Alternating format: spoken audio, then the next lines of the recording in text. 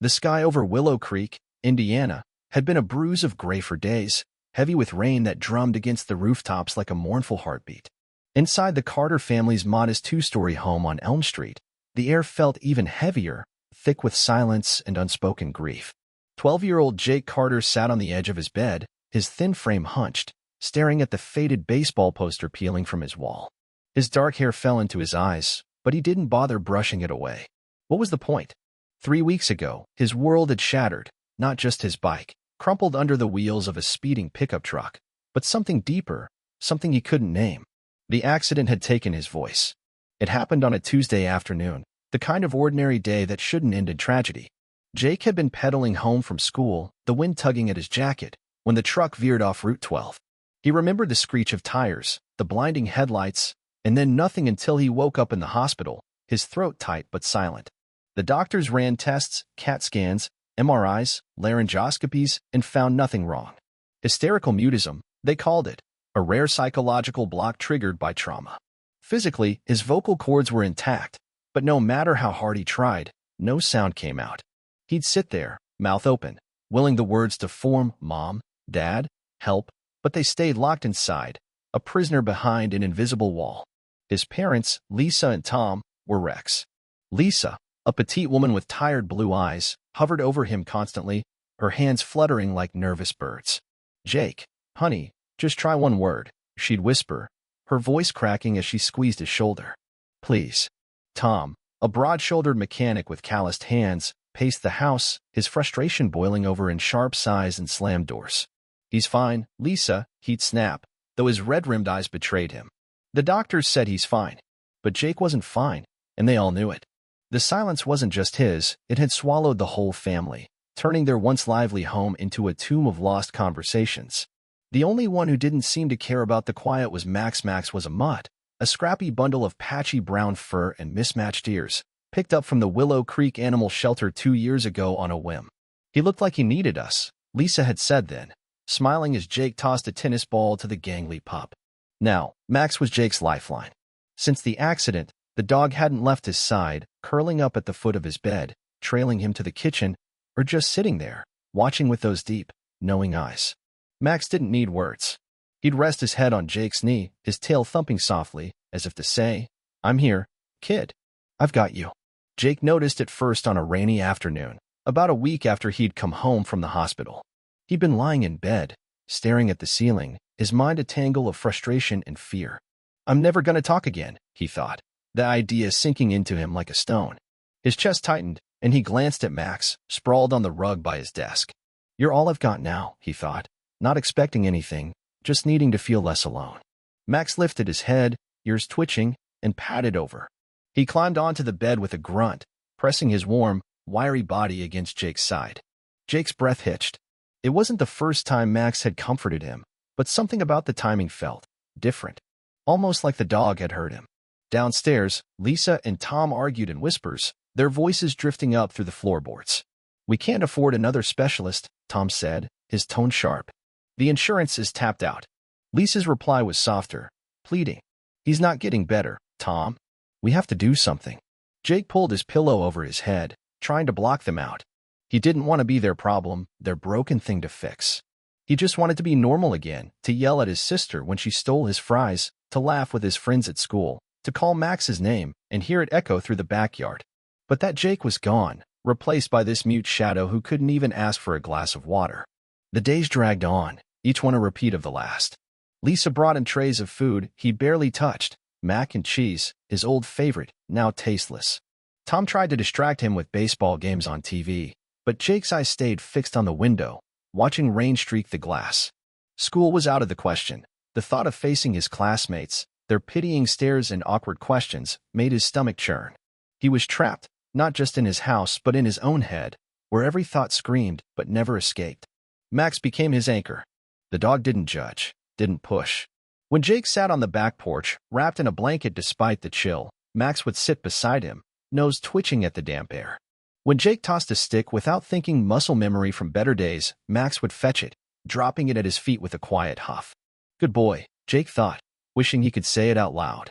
Max's tail wagged anyway, as if he'd heard. One evening, as the rain finally eased into a drizzle, Jake sat at the kitchen table, sketching aimlessly in a notebook, jagged lines, dark scribbles, a storm on paper. Lisa was at the sink, washing dishes with mechanical precision, her shoulders slumped.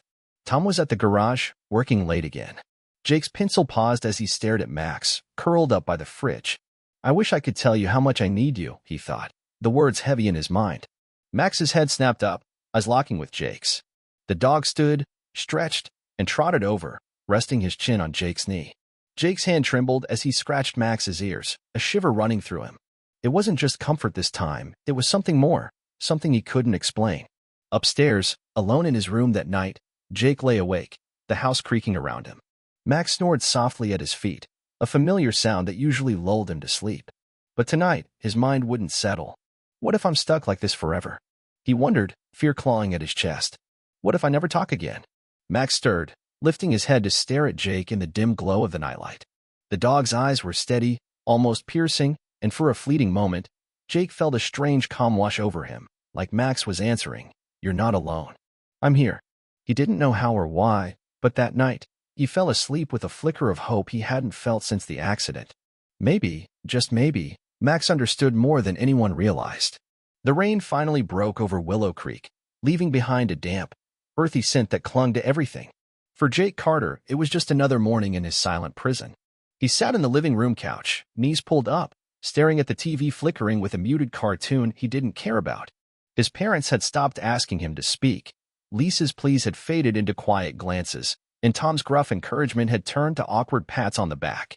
The house felt like a held breath, everyone waiting for something that might never come. But Max, sprawled across the rug with his head on Jake's socked feet, didn't seem to mind the stillness. The dog's presence was a constant, a tether keeping Jake from drifting too far into the dark. It started small, so subtle Jake almost missed it. He'd been sketching again, this time on the coffee table, a rough outline of the oak tree in their backyard. His pencil hovered as he thought about the baseball mitt he used to keep under his bed, the one he'd worn out playing catch with his dad. I miss that, he thought, a pang twisting in his chest. Before he could even shift, Max's ears perked up. The dog slid off the rug, trotted to the stairs, and disappeared. Jake frowned, sitting up straighter. A minute later, Max returned, the worn leather mitt dangling from his jaws. He dropped it in Jake's lap with a soft thud and sat back, tail wagging lazily. Jake's breath caught. He stared at the mitt, then at Max, his mind racing. No way. He couldn't have. He shook his head, trying to rationalize it. Maybe Max had just smelled it, remembered where it was. Dogs were smart, right? But the timing gnawed at him. It was too perfect. He picked up the mitt, running his thumb over the frayed stitching, and glanced at Max. The dog's brown eyes met his, steady and calm, like he was waiting for something. Did you hear me? Jake thought, testing the impossible. Max tilted his head, a faint whine escaping his throat, and Jake's stomach flipped. It wasn't proof, not yet, but it was enough to plant a seed of wonder in his muted world. The next day, it happened again. Jake was in the kitchen, watching Lisa chop carrots for soup. He hadn't eaten much lately, food tasted like cardboard without the chatter of family dinners, but he suddenly craved the peanut butter sandwich she used to make him after school. I'd kill for one of those right now, he thought, picturing the thick spread on white bread.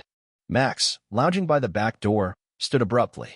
He nosed open the pantry, something he'd never done before, grabbed a jar of peanut butter with his teeth, and carried it to Jake. Lisa turned just in time to see it land on the table with a clink. Max, she exclaimed, half laughing, half confused. What's gotten into you? She wiped her hands on a towel and looked at Jake. Did you want that? Jake's eyes widened. He nodded, heart pounding, as Lisa set the jar aside. Well, I guess he's looking out for you, she said, forcing a smile. But Jake saw the flicker of doubt in her eyes. She'd noticed the timing too. He grabbed his notebook from the counter and scribbled. He knew I wanted it. Lisa read it, her brow furrowing. Honey, dogs don't. I mean, he's just clever. He probably smelled it or something.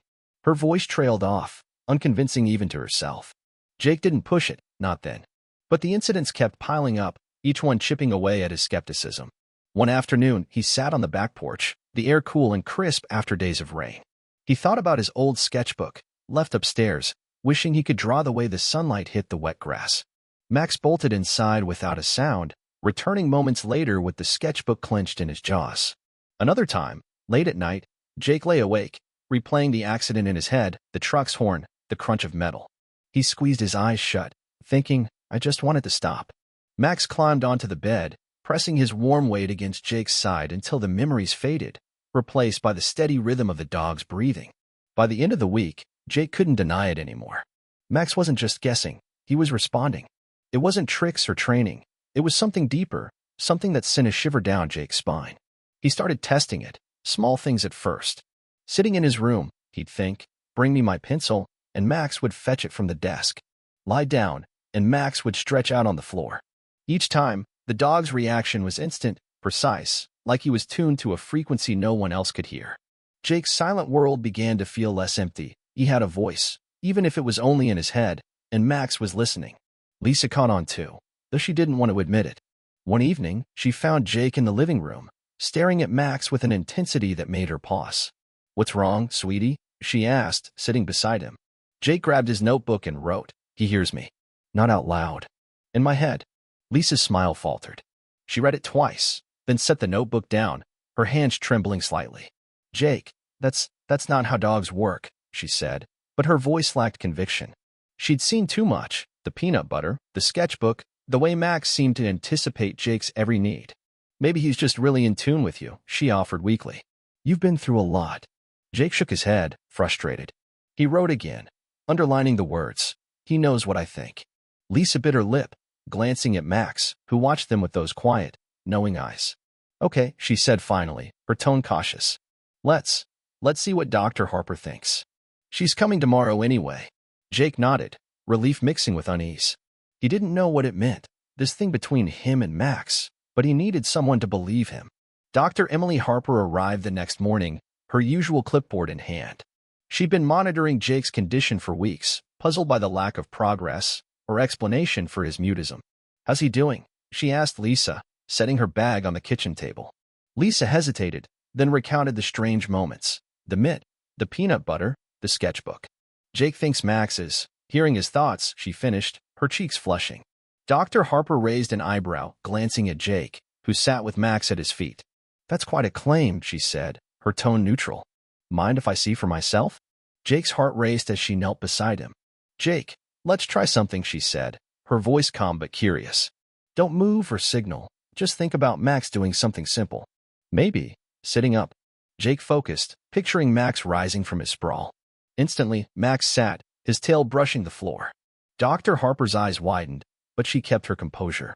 "Again," she said, "think about him lying down." Jake did, and Max flopped onto his belly, resting his head on his paws. The room went quiet, the only sound the tick of the kitchen clock. Dr. Harper stood slowly, her clipboard forgotten. "That's unusual," she muttered, more to herself than anyone else. She turned to Lisa, her expression shifting from skepticism to intrigue. "I've seen dogs pick up on emotions, subtle cues, but it's deliberate. Specific." She looked at Jake, her gaze softening. "You're sure you're not signaling him somehow?" Jake shook his head, his chest tight with a mix of vindication and fear. Lisa wrung her hands. "What does it mean, Emily? Is this normal?" Dr. Harper shook her head. "Normal? No. But it's happening. I don't know how, but Max is responding to something we can't see." She paused, tapping her pen against her lip. "I'd like to bring in a colleague, an animal behaviorist. If this is real, we need to understand it." Jake's stomach twisted. He didn't want tests or strangers, he just wanted Max. But the look in Dr. Harper's eyes wasn't pity or dismissal, it was curiosity, maybe even belief. For the first time since the accident, Jake felt seen, not as a broken kid, but as part of something extraordinary. That night, he lay in bed, Max curled up beside him. "You're different, aren't you?" he thought, running his fingers through the dog's scruffy fur.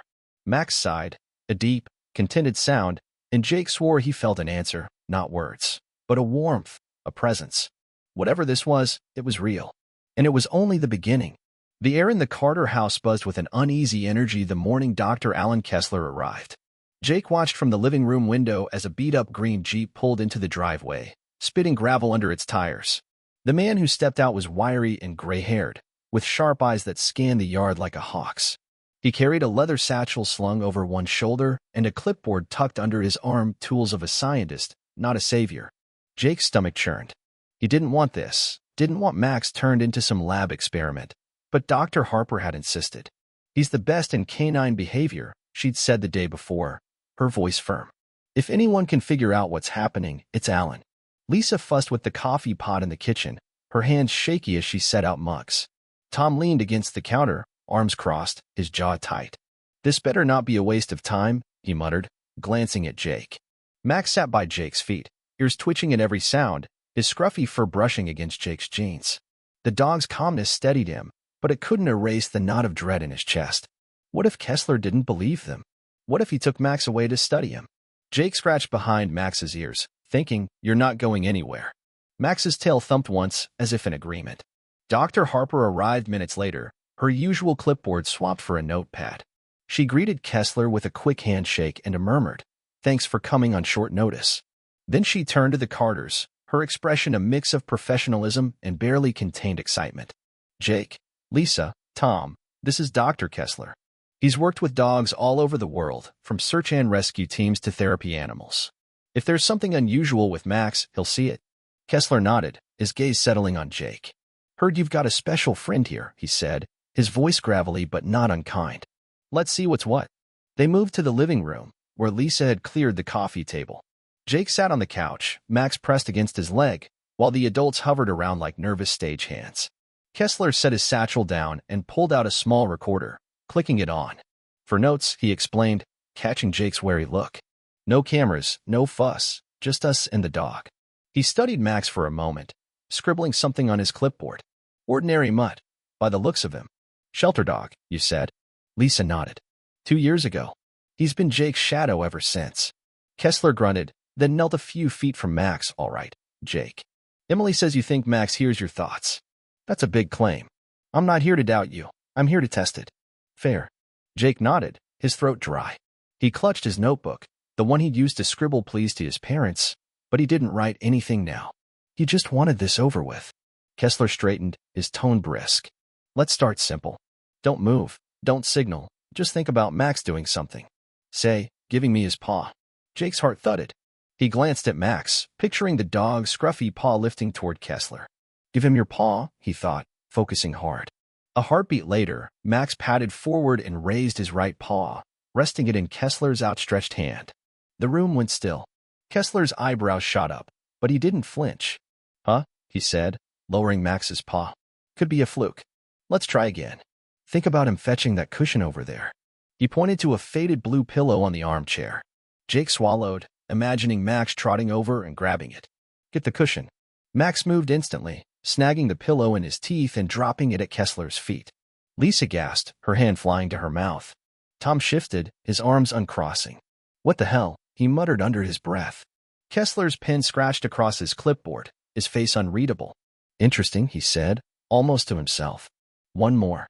Make him sit, then lie down 2 steps." Jake focused again. "Sit." Max sat, tail brushing the floor. "Lie down." Max stretched out, resting his head on his paws. The silence that followed was deafening, broken only by the faint hum of the recorder. 𝐥𝐤𝐬 stood, rubbing his chin. "That's not instinct," he said finally, his voice low. "Not training either. He's responding to something specific, and it's coming from you, kid." He looked at Jake, his sharp eyes softening. "You're not signaling him. I'd see it. This is something else." Dr. Harper stepped forward, her notepad clutched tight. "Alan, you've seen hundreds of dogs. Is this even possible?" 𝐥𝐤𝐬 shook his head, a faint smirk tugging at his lips. "Possible? Hell if I know. But it's happening.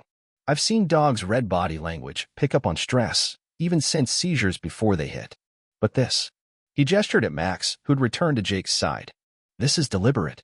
It's communication, direct, intentional. No cues, no words." Lisa's voice trembled. "So what does it mean? Is it because of Jake's accident?" 𝐥𝐤𝐬 shrugged. "Could be. Trauma does funny things, rewires the brain sometimes. Maybe it rewired him and the dog. Or maybe Max has always been different, and Jake's the key to unlocking it." He turned to Jake, crouching again. "You feel it, don't you?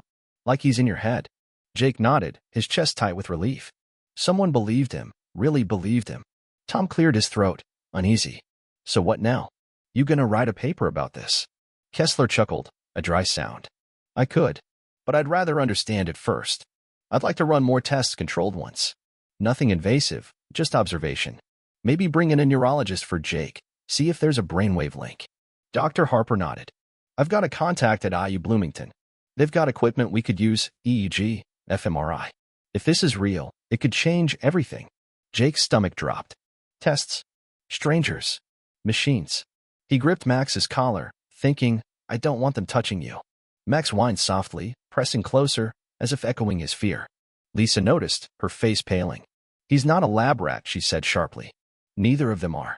Kessler raised his hands. No one's taking him, Mrs. Carter. This stays in your control. But you've got something extraordinary here. Don't you want to know what it is? The question hung in the air, heavy and unanswered. Jake didn't know what he wanted. Part of him craved answers. Part of him just wanted Max safe. That night, he sat on his bed, Max curled beside him. You heard me today, he thought. All of it. Max lifted his head, eyes glinting in the dark, and Jake felt that strange warmth again, not words, but a presence, a promise. I'm here, it seemed to say. Always. The next morning, word had already spread. A neighbor had overheard Dr. Harper on the phone, and by noon, a local reporter was knocking on the door. Heard your boy's got a mind-reading dog, she said, notepad in hand. Tom sent her away, but the damage was done. By evening, a news van was parked across the street, its antenna glinting under the streetlights. Lisa drew the curtains, her hands shaking. This isn't good, she whispered. Tom paced, his voice low. They'll turn it into a circus. We need to shut this down. But it was too late. The phone rang, an unfamiliar number. Lisa answered, her face draining of color. It's some company, Biocore Labs, she said after hanging up. They want to study. Max offered money. Tom's fists clenched. Over my dead body. Jake sat frozen, Max's head in his lap. The world was closing in, and their secret, his and Max's, wasn't theirs anymore. Kessler's tests had proven it. The bond was real, undeniable. But at what cost? That night, Jake dreamed of the accident, tires squealing, glass shattering. But this time, Max was there, pulling him from the wreckage. He woke with a start, Max licking his hand, and realized something. Whatever this was, it was bigger than him, bigger than all of them. And it was about to change everything. The quiet of Willow Creek shattered overnight. By morning, the Carter house was a fortress under siege, not by rain this time, but by prying eyes and flashing cameras. A second news van joined the first, parked crookedly on Elm Street, its crew sipping coffee and filming the front porch. A crowd of neighbors lingered across the road, whispering behind cupped hands, their curiosity a palpable weight. Jake peeked through the living room curtains, his heart hammering. Max sat beside him, ears twitching at the hum of voices outside, his scruffy fur brushing Jake's leg. They're here for you, Jake thought, dread coiling in his gut. Max whined softly, nudging his hand as if to say, I'm not going anywhere. Inside, the tension was suffocating. Lisa paced the kitchen, her phone clutched tight, its screen glowing with missed calls, reporters, a local radio host, even a supposed psychic, offering to read Max's mind. Tom stood by the sink, staring out the back window, his knuckles white around a mug he hadn't touched. This is insane, he growled, turning to Lisa. We should have kept our mouths shut. Harper never should have called that guy. Lisa shook her head, her voice brittle. She was trying to help, Tom. We needed answers. Yeah, and now we've got a damn circus, he snapped, slamming the mug down. Jake retreated to the couch, Max following like a shadow. He grabbed his notebook, scribbling furiously, they can't take him. He's mine. He shoved it toward Lisa, who read it with a trembling lip. No one's taking Max, honey, she said, kneeling beside him. We won't let them. But her eyes betrayed her fearful, uncertain. The phone rang again, and she flinched. This time, it was Dr. Harper. Lisa, I'm so sorry, she said, her voice tight. Word got out. I don't know how. Kessler's furious. He didn't leak it. But you need to be careful. People are interested. Interested was an understatement. By noon, a sleek black SUV rolled up, its tinted windows gleaming under the gray sky. Two men in crisp suits stepped out, Biocore Labs embroidered on their jackets. Tom met them at the door, his broad frame blocking the entrance. We're not selling, he said before they could speak.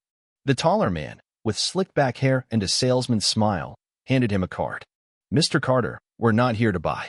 We're offering a partnership, temporary research, fully funded. Your son's dog could unlock breakthroughs in human-animal communication. Non-invasive, of course. Tom's jaw tightened. Get off my property.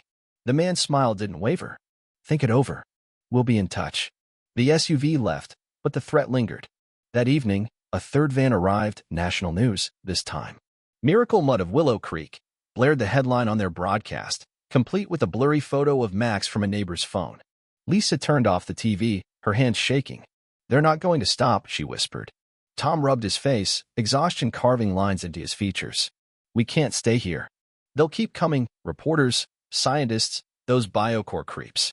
We need to go somewhere they can't find us." Jake's chest tightened. "Leave?"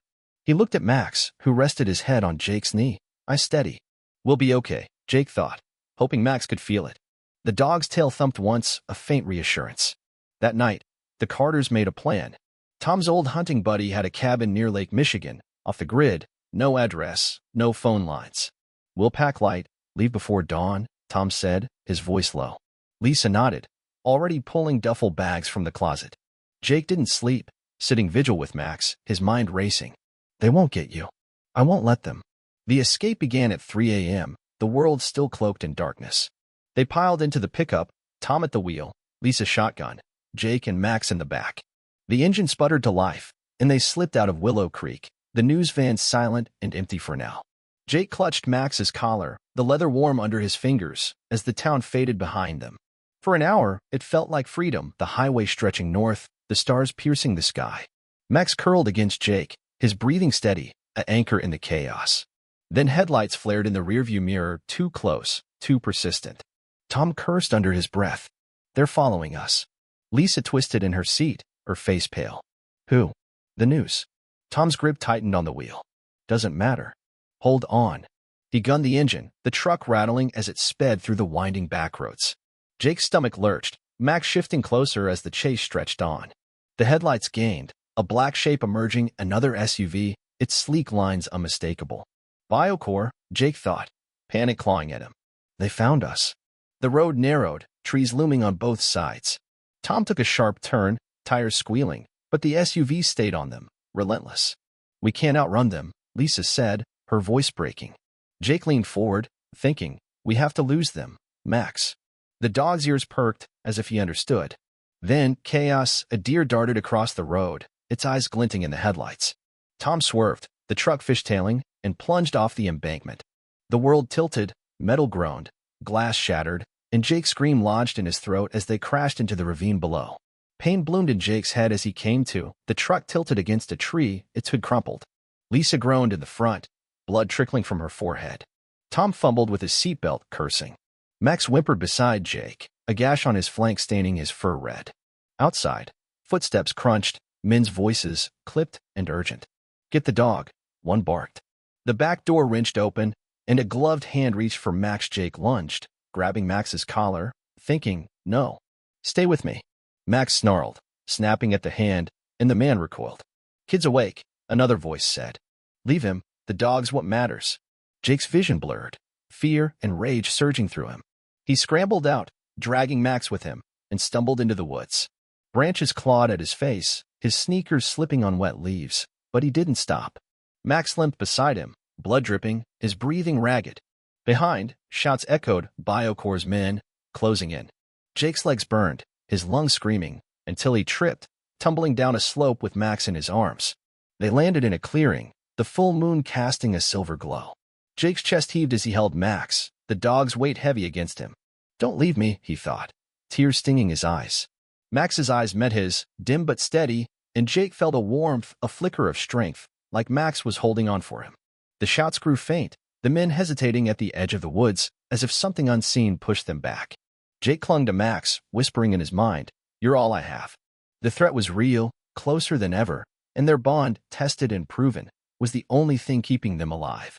The clearing was a frozen tableau under the full moon, its silver light spilling over Jake and Max like a spotlight. Jake knelt in the damp grass, his arms wrapped around the dog, Max's bloodied fur sticking to his hands. The air was thick with the scent of pine and earth, but all Jake could smell was the metallic tang of fear. Max's breathing was shallow, each rise of his chest a struggle, his scruffy body slumped against Jake's. Above, on the ridge, the Biocore men's voices faded, muffled shouts, then silence, as if the woods themselves had swallowed them. Jake didn't care why they'd stopped. He only cared about the fading warmth in his arms. "Stay with me," he thought, his mind screaming it over and over. Max's eyes, dulled by pain, met his, and Jake felt a flicker, something steady, something fierce. His head throbbed from the crash, a dull ache pulsing behind his eyes, but he ignored it. Max was hurt, really hurt, and Jake's world narrowed to the dog's labored breaths. "You can't go," he thought, tears streaming down his face, hot against the cold night air. Max whined, a faint sound, and licked Jake's hand, his tongue rough and weak. The gesture broke something in Jake, a dam of panic and grief. He pressed his forehead to Max's, thinking, "You're all I've got. You brought me back." The warmth came again, stronger this time, not just comfort, but a push, a spark, like Max was pouring himself into Jake one last time. Footsteps crunched behind him, Lisa and Tom, staggering down the slope, their faces pale and streaked with dirt.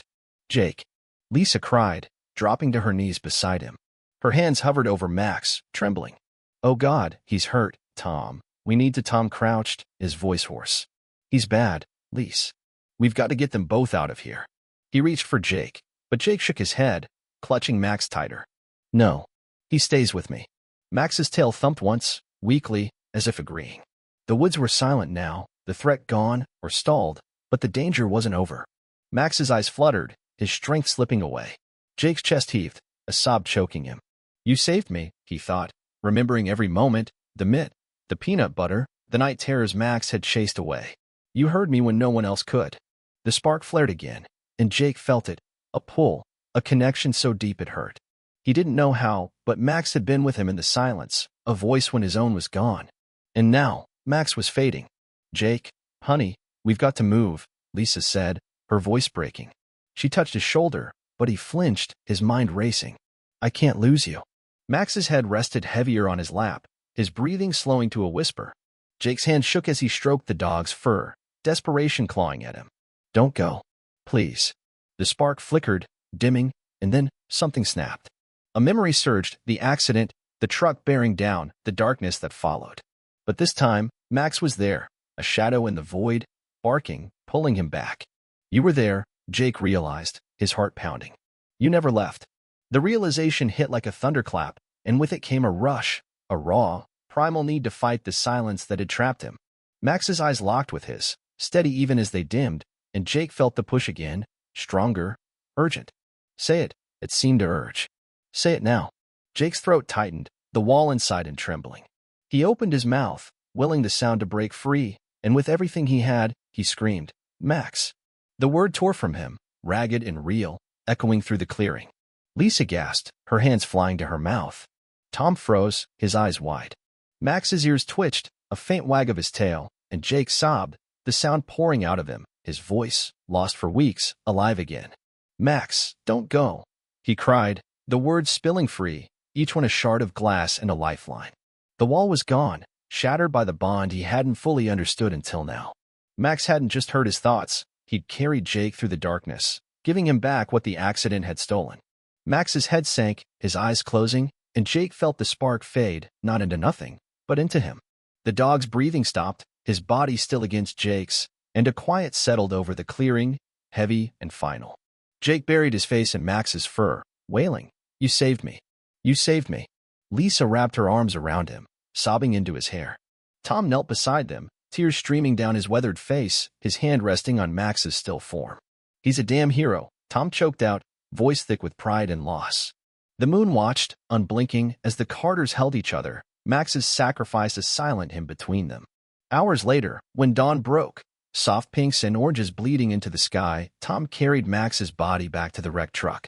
They drove home in silence, Jake cradling Max in the back seat, his voice hoarse but unbroken. "He's why I'm here," he whispered, and Lisa squeezed his hand, unable to speak. Back in Willow Creek, the news vans were gone, the biocore threat vanished, rumors later surfaced that the men had fled the woods, spooked by something they couldn't explain. The Carters buried Max under the oak tree in their backyard, a simple stone marking his place. Jake spoke at the grave, his voice steady despite the tears. "He heard me when I couldn't talk. He gave me my voice back." His parents stood beside him, hands clasped, the weight of Max's love binding them closer than ever. Dr. Harper visited days later, stunned by Jake's recovery. "It's a miracle," she said, shaking her head. "Trauma doesn't just unravel like that."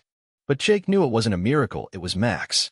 The tests, the machines, the science couldn't explain it, but he felt it. Max had shared something with him, a piece of himself, to break the silence. The mutism was gone, but Max's presence lingered in every word Jake spoke, in the quiet moments when he swore he heard a distant bark. Weeks passed, and Jake started drawing again, Max running through fields, Max under the moon, Max watching over him. One sketch, taped to his wall, showed Max beside a bright light, his eyes warm and alive. "He's happy," Jake told his parents, a small smile breaking through his grief. "He wants us to be happy too." Lisa nodded, tears in her eyes, and Tom pulled them both into a hug. The Carters healed, slowly, Max's legacy woven into their lives. Jake returned to school, his voice a quiet marvel to his friends, and he told Max's story to anyone who'd listen, not as a freak show, but as a truth. Love could bridge the impossible. At night, under that same oak tree, Jake would sit with Max's collar in his hands, whispering, "Thanks, buddy." And sometimes, in the rustle of leaves or the sigh of the wind, he'd feel it, a warmth, a wag, a friend who'd never truly left. Max's magic wasn't gone, it lived in Jake, in every sound he made, a bond that defied death itself. The scruffy mutt from the shelter had done more than hear thoughts. He'd given Jake his life back, leaving behind a love that echoed forever.